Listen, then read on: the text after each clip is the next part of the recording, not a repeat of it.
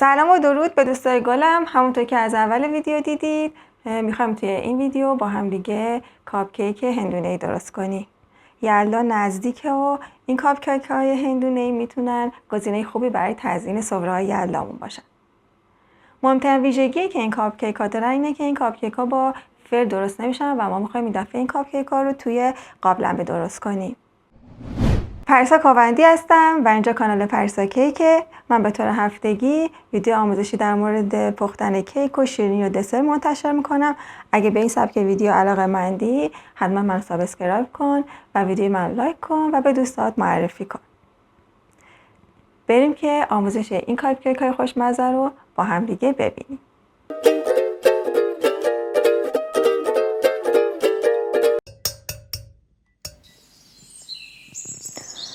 برای شروع ابتدا 2 تا تخم مرغ که به دمای محیط رسیدن توی ظرفمون میشکنیم.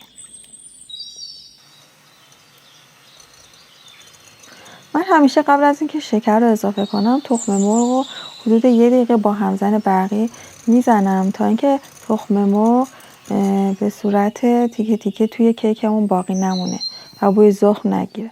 بعد شکر رو اضافه میکنم و بعد وانیل رو اضافه میکنیم. حالا مجدد شروع میکنیم با دور تند همزن مواد رو هم میزنیم. اینقدر باید مواد رو هم بزنید تا کرمی رنگ و کشدار بشه.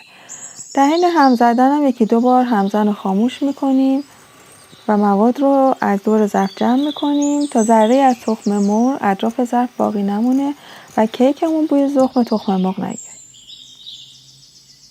حدود 7 الی 8 دقیقه طول میکشه تا مواد به این شکل کرمی رنگ و کشدار بشه. حالا روغن رو اضافه میکنیم و بعد ماست رو اضافه میکنیم. به جای ماست شما میتونید از شیرم استفاده بکنید، از شیر پرچرب. حالا نوبت اضافه کردن عسله. حدود 2 قاشق غذاخوری عسل رو به مواد اضافه میکنیم. از قاشق غذاخوری استاندارد استفاده کنید و 1 قاشق چایخوری هم آب لیمو اضافه میکنیم. حدود 1 دقیقه با دور تند مواد رو هم میزنیم تا به این شکل در بیاد. حالا مواد خشک رو اضافه میکنیم.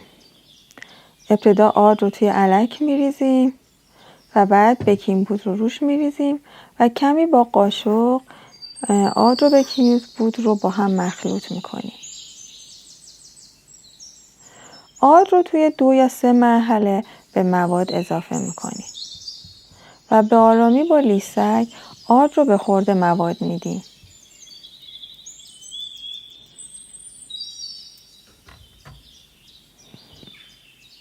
آرد رو به صورت دورانی هم میزنیم تا پف خمیر نخوابه. وقتی خمیر به این شکل در اومد اونو توی 2 تا ظرف تقسیم میکنیم. یک کمی مواد رو توی یکی از خمیرها بیشتر میریزیم. تو خمیری که بیشتره رنگ ژله سبز رو میریزیم و تو خمیری که کمتره رنگ ژله قرمز رو میریزیم. خوب هم میزنیم تا رنگ به خورد خمیر بره. به این صورت. رنگ سبز هم همینطور. خوب هم میزنیم تا به خورد خمیر بره. داخل یه ظرف قیف 1 بار مصرف رو میذاریم و خمیرامون رو یکی یکی به این صورت همونطور که توی تصویر میبینید داخل قیف میریزیم.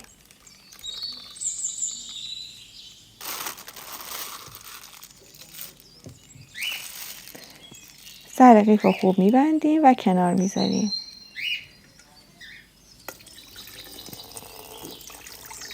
داخل قابلمه‌ای که میخوایم فنجونا رو بذاریم یه مقداری آب میریزیم و میذاریم روی گاز تا آب به جوش بیاد.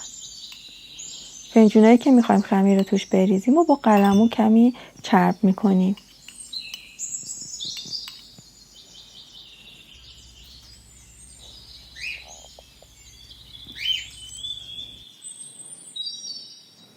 حالا خمیر سبز رنگ رو که داخل قیف ریختیم و میریزیم داخل فنجونا. حدود 1/3 الی 1/4 از فنجونا رو از رنگ سبز پر میکنیم.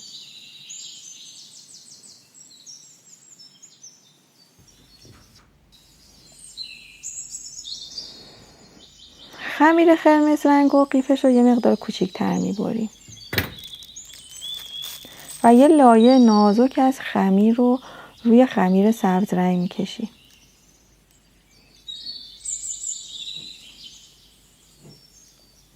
سعی کنید موقعی که خمیر قرمز رو روی خمیر سبز میریزین سعی کنید که جای خالی باقی نمونه تا کاپ کیکتون قشنگتر باشه.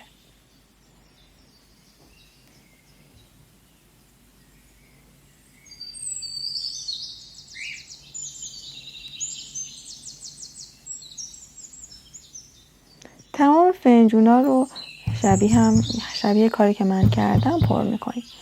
چند ضربه فنجونا رو روی سطح کار میکوبیم تا اگه حبابی داخل خمیرها هست بیرون بیاد و بعد یکی یکی فنجونا رو داخل قابلمه میذاریم.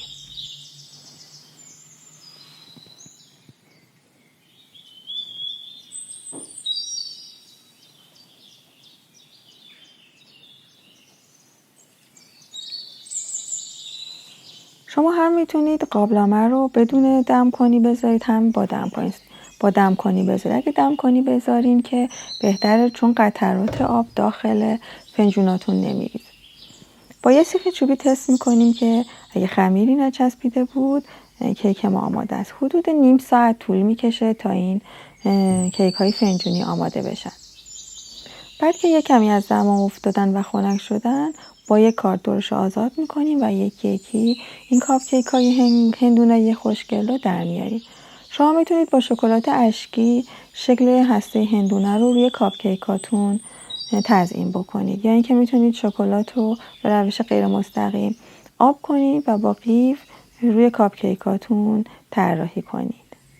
به این خوشگلی و به این زیبایی و به این جذابی. شما فقط رنگ رو ببینید. عالیه. خیلی جذاب و خوشگلن. بریم که یه برش جذاب از این کاپ کیک های هندونه‌ای رو با هم ببینیم. واقعا عالی و خوشگلن.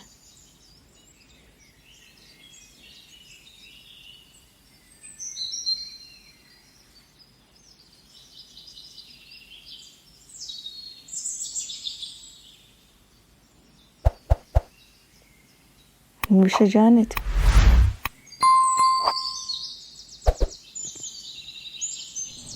دوستان عزیزم ممنون که این ویدیو رو با من همراه بودین. امیدوارم که از این آموزش لذت برده باشید. شما این کاپ کیک ها رو میتونید توی فرم درست بکنید.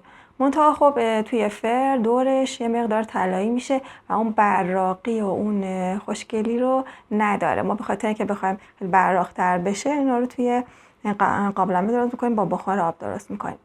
فقط اینو بهتون بگم که این بافت این که یه مقدار بافت سنگین و حالت خمیری شکلی داره، خیلی بافت اسفنجی و پوکی نداره و دیگه این به ذائقه شما بستگی داره، اما طعم خیلی خوشمزه‌ای داره.